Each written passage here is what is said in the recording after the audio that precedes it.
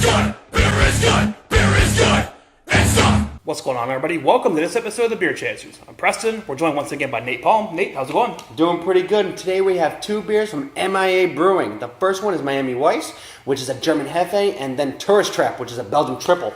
Yeah, M.I.A. is a fairly new brewery here in Florida. I'm super excited to try these. Nate, are you ready to go? Always am. Let's drink some beer.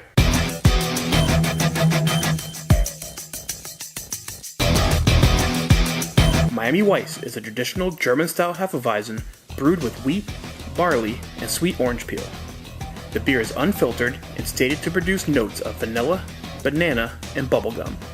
It has an ABV of 6%, an IBU of 10, Rate Beer rates it at 94, Beer Advocate is unrated, Untapped rates it at 3.75.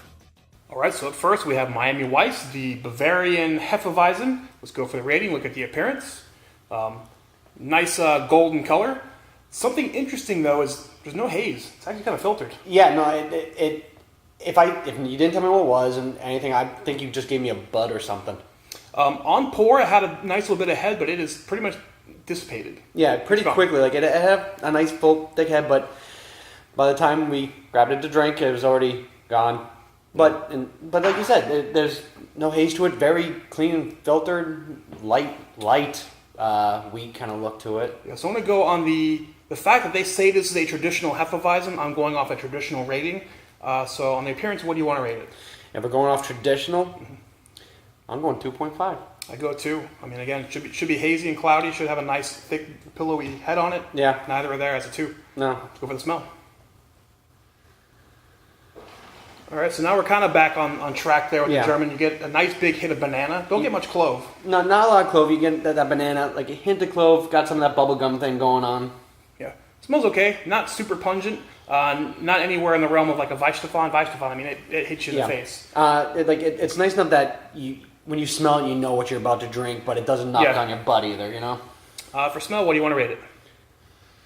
For smell,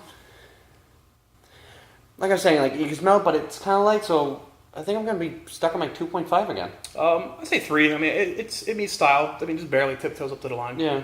Well, the best part, the taste. Cheers. Here we go. Oh, that.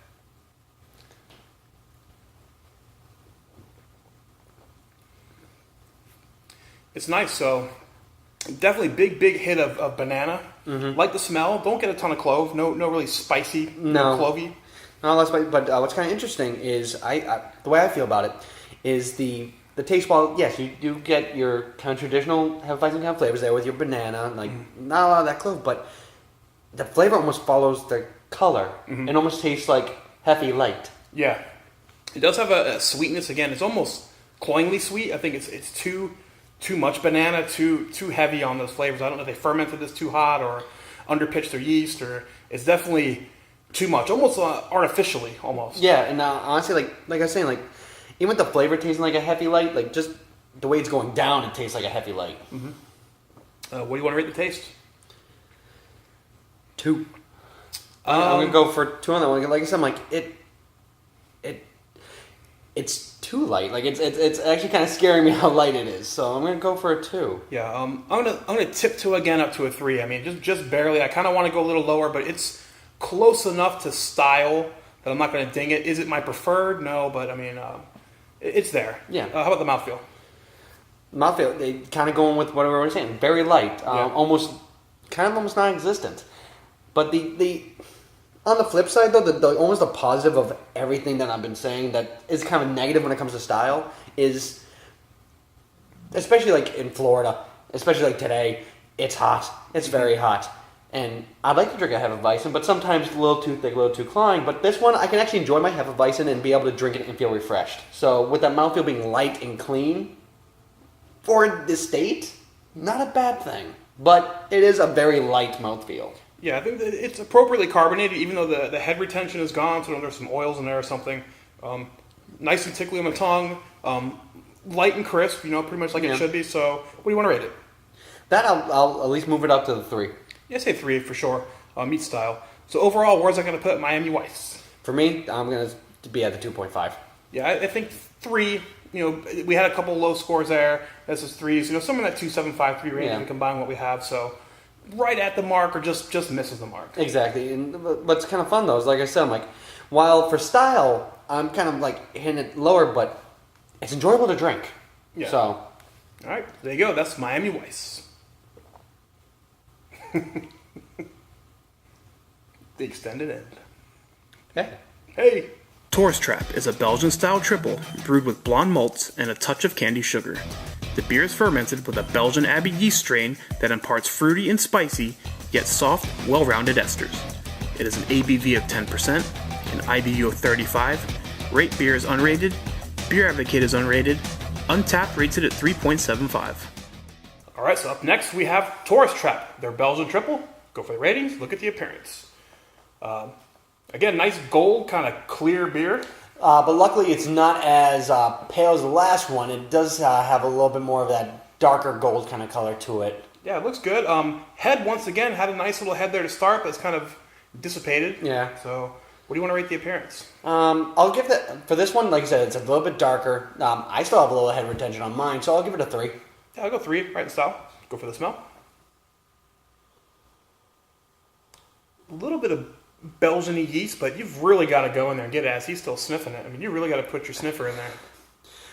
You kind of have to drown a little bit by getting the beer up your nose to get Yeah. the smell. The smell is nice, but it's very, very It faint. has just a slight hint of that earthiness, that bready Yeah. Belgian. But If you have allergies at all, you're not going to smell a thing.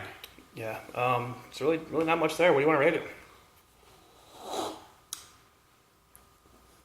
2. Yeah, 2 as well. Well, the best part, the taste. Cheers. Cheers.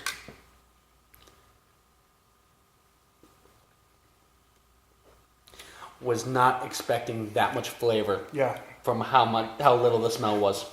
it's spot on ish, but again, like the last beer we had, it has this weird kind of artificialiness taste to it. It does taste like a Belgian triple. Mm-hmm. You do get some of that Belgian-y kind of earthiness, but it almost tastes fake. For me, it's not that it tastes fake. You get that, like you said, you get the earthiness a little bit, almost like you hit the dirt kind of thing, but it dies fast. It's like, tasty. Oh, where'd it go? Yeah, which is appropriate for style. These should be drier beers. Normally they're made with some sugars that the yeast eat, so it should like dry the beer out. So I think it's... So no, the flavor that's there right off the bat is the flavor that I was hoping for, and not expecting, like I said, from everything else we just saw. So it's got a weird artificial sweetness to it. I just can't put my finger on it. Not totally off-putting, but not... When I think Belgian triple, it's not classic to style for me, like, your Westmail and your Bernardises and stuff like that. Oh, yeah. For me, like I said, I think the flavor, as you're drinking it, is almost spot on, but by the time I swallow, I forgot that I just drank something. Cool. What do you want to rate the taste? If I ignore how quickly it goes away, I'll go for a 3. I'm going to go 2.5. I think it's lacking. Again, there's something just not right about it for my palate. I don't know what it is. And I drink a lot of Belgian, so it's not quite right. What about the mouthfeel? Mouthfeel, it's kind of like what I was always saying about with the taste. There isn't one. Yeah. Like you go, this is gonna be gone. Like, there is no mouthfeel to it. So yeah, it's kind of slick. It goes. It's dry like it should be. I mean, again, this should be a dry beer, so it's right there. It's got the right amount of carbonation. In feel, it's about right. So, what do you want to rate it? that's it. Not 2. Yeah. I'll go 3. I think it's where it should be. So overall, where's that going to put Tourist Trappe? I think I'm just gonna go for 2.5 again because I had some 2s. I had a 3, so I'll 2.5 it. Yeah, I think it's fair. Somewhere in that 2.5, 2.75. It definitely misses the mark. Not a terrible beer, but not what I'm expecting, especially when they're talking about classic styles. Exactly, and the one argument we always have, and if I'm on the episode anyway, is if you're gonna say something, back it up. If you're gonna say classic style, if you're gonna say true to then be it. These are very light. These are very refreshing. They have the flavors. They have the styles. They're close, but I wouldn't say they're traditional. They're a nice Florida style of them that you can actually enjoy down here. So, yeah. All right, so there you go. That is Tourist Trappe. And with those tastings complete, I guess that's going to wrap up this episode of the Beer Chasers. So we started with Miami Weiss. The Miami Weiss, it was... Oh my God, lighter than anything I was expecting. The smell was nice. You had some of that banana and everything. And the flavor was there with the banana, but still kind of light. And dissipated. Yeah, just again, just a step underwhelming. Just something tasted artificial with me. It was just overly sweet. The classic flavor it tasted, almost, I wouldn't say extract, it just wasn't quite right. Yeah. So on the beer chasing aspect, would you pick this one up again if you saw it in the store? Yeah. Honestly, like I said, I'm like, as long as I live in Florida, I would pick it up again. Yeah. Because, like I said, it was light. It was refreshing. For a hefeweizen style for Florida, yes, because I can actually drink it and be refreshed and enjoy it. Yeah, I'm not sure I would. There's just so many great beers in this style, and most local breweries have one as well, and some are much better than this, so I don't think I'd pick this one up again. Would you travel, 2 or 3 hours to the brewery? No, you're going to stop right there. Yeah. Okay, and then we have, which we still have, Tourist Trappe. I can go over what you already watched, but it's kind of... It's following suit with their first one. It's, there's something there, but it's not. You kind of smell something, you kind of taste something, but it's not. It disappears, it dissipates, the head disappears, the color disappears, the flavor disappears, the smell disappears.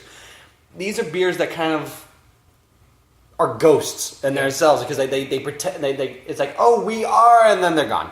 Yeah, again, with this one, there just is something not right sitting on my palate. It just doesn't taste right. It doesn't taste real. It tastes artificial, some sort of extract, some sort of fake it till you make it kind of flavor with it. So would you pick this one up again if you saw it in the store? This one? No.